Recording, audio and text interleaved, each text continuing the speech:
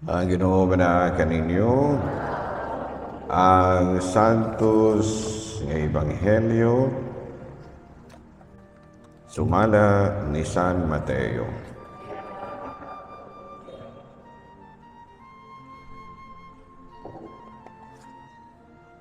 Nitong panahuna, si Herodes ang nagmando sa Galilea, nakabalita mahitungod kang Jesus.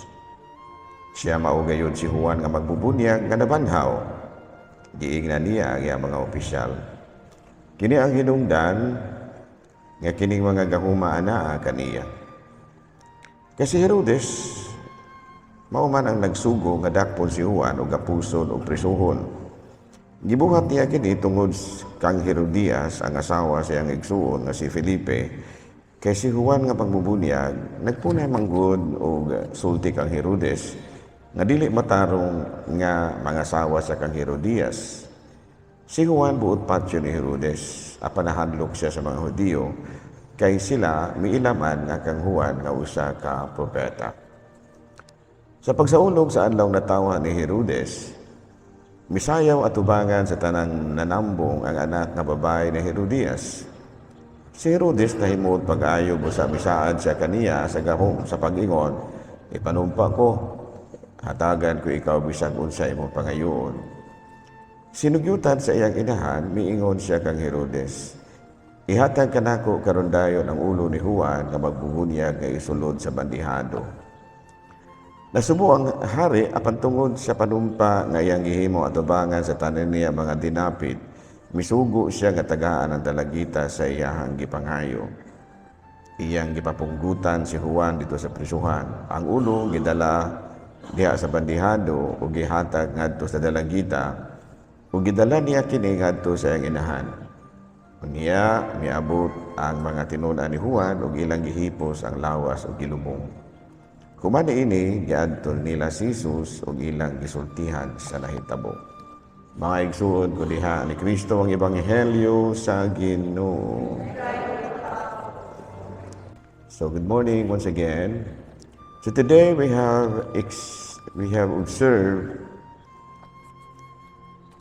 we learned about the tragedy of evil overcoming goodness. No? Nagmadaugon sa atong ebanghelyo karon, nagmadaugon ang dautan, labaw pa kay sa katarong sa mandiay nahitabo. Gipunggutan sa ulo si Juan nga magbubunyag. Gipunggutan sa ulo. Nganuman tungod sa mga awhag sa pipila ka mga dautan nga tawo. Nganuman kay kini si Juan nga bubunyag, gibadlong magud niya si Herodes nga iyahang matud pa gikarelasyon ang asawa sa iyang igsuon nga si Felipe.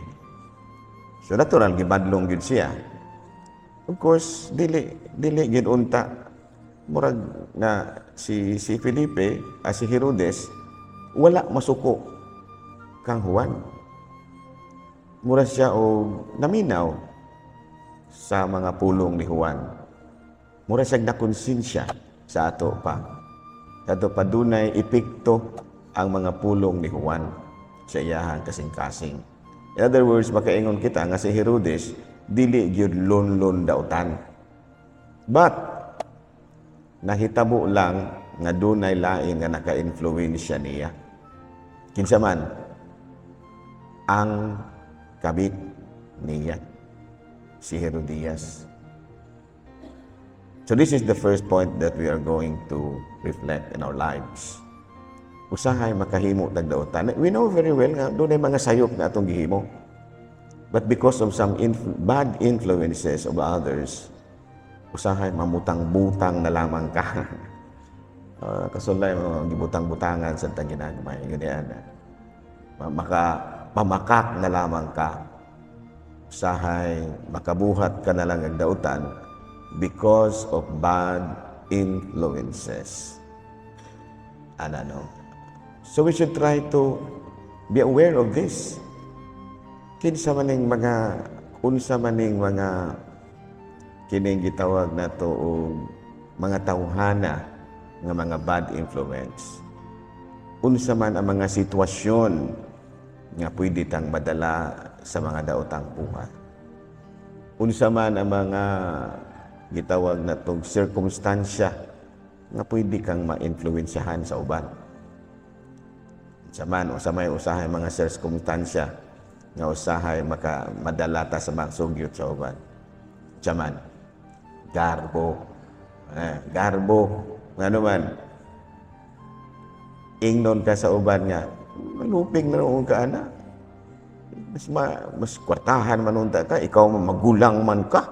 Nya ngano man hinuon nga nagpalupig na manuon ka sa imong manggod. Ano nga kanwa. Magulang ka. Magulang ka edad. Nya nganong ikaw na manuoy kuan. Ana ba? Kanang mga tawhana wara man na sila mga grado. Ngano man nga ikaw na galaman ka ng mga klases tao na. Ano? Kaya kay ikaw na ang makagarbo nga daan. Daan naman po kang garbusahon kang pagkababayhana ka. So, unsa may mahitabo nimo, madala ka. Muna yung gitawag na to og external influences. Muna yung nahitabo kang Herodes. Interiorly, si Herodes, dili gyud mo yan lunlun nga daotan. Dili isa lunlun daotan. Pero nahimo na naman siyang daotan tungod kay duna manggoy sa ato pa na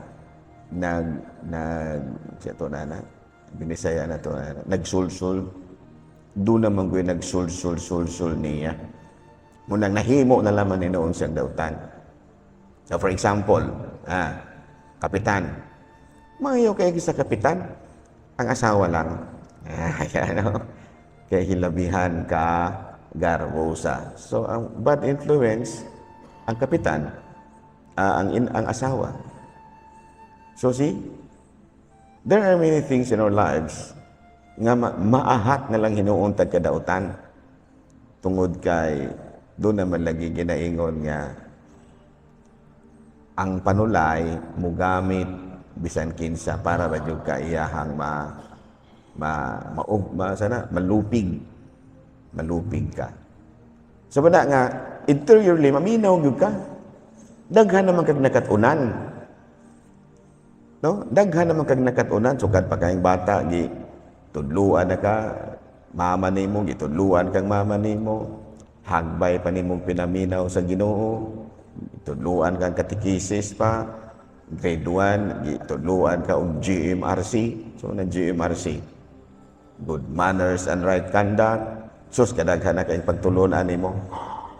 Pero, usahay, mo patigbabaw pagyagihapon na imong kahangol. Ingano man. Tungod sa imong garbo, ug tungod po anang uban ka maingon nga, ay, hatag-hatag ka na mga tawhana nga. Malatapulan man ang dagko. Ayaw, nagtubangin na. Dahil na sila, mahalo mga matay na sila din naman. See? Deep inside, nakabalo ka na, ago ka unta na, just like Herodes. But because of bad influences, nahitabong nahimo na lang Ginoo kang sungayan. Naklaro ba?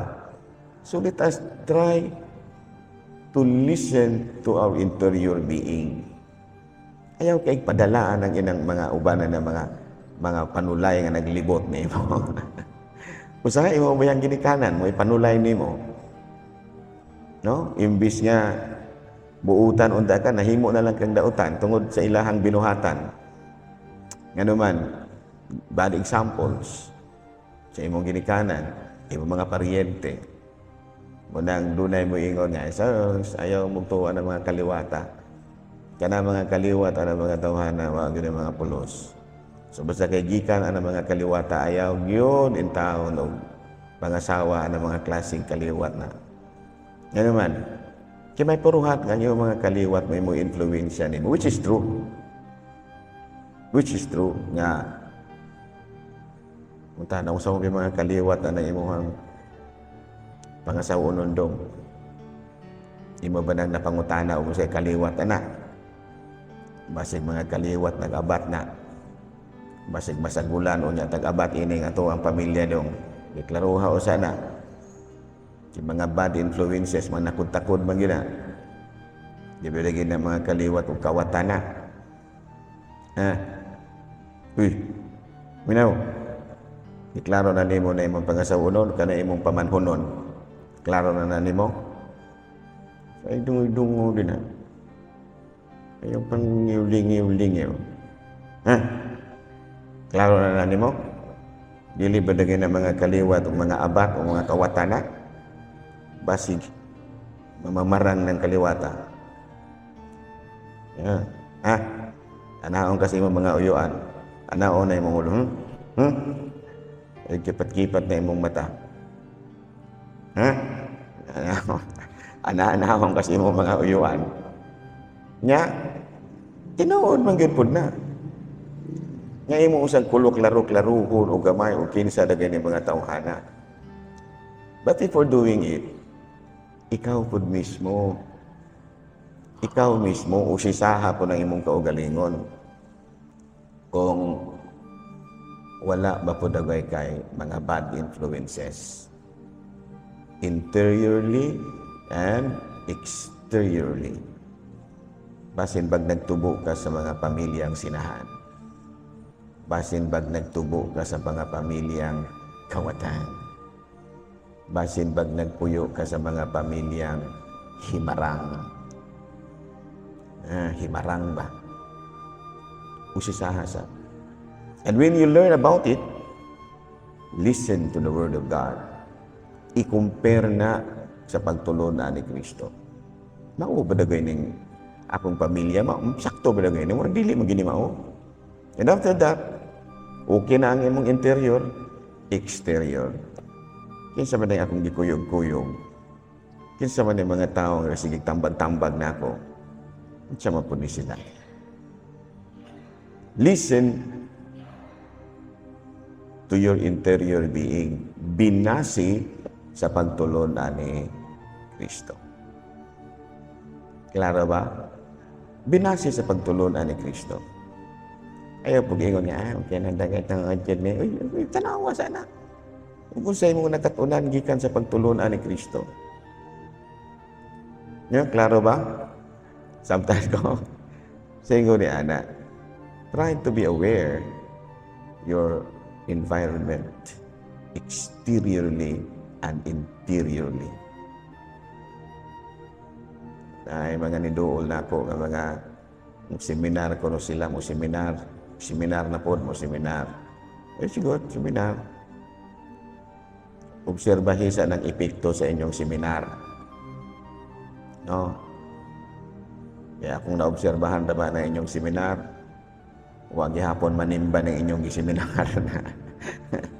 Sige mong gusto seminar, huwag ihapon manimba. Pero paano kung i-examine sa na interiorly, kung okay ba, nanimba na ba ng inyong ipang seminar, ayaw sa mo paturagas o sige mong seminar o yata ng inyong ipang seminar, wala gihapon epekto sa mga tao ng inyong seminar. Muoras gihapon kinaiya. Klaro? Klaro? Ano? Sumuna nga sa atong pagpadayon ni Santos Camisa. It is a tragedy if evil overcomes goodness. And one of the causes why evil overcomes goodness is external and internal influences. And it is always good for us to go back to the very teachings of Christ. Balik yun sa inner being nimo. Adtua si Kristo sa imong kasing-kasing. Unsa man gyud ang eksakto ini. Unsa man gyud. Unsa man gyud kabubuto ni Kristo na ining tanan. Una siya. Ayaw kay padala ng imong garbo, ang imong kamaldita, ng imong pagkaunsa na ka, naunsa na ka, ayaw padala na. Usisaha sa imong kasing-kasing. Usisaha kung unsay kabubuto ni Kristo riya sa imong kasing-kasing. Go back to the very roots of your being, and that is the real goodness you have received from Jesus. Manindog paling.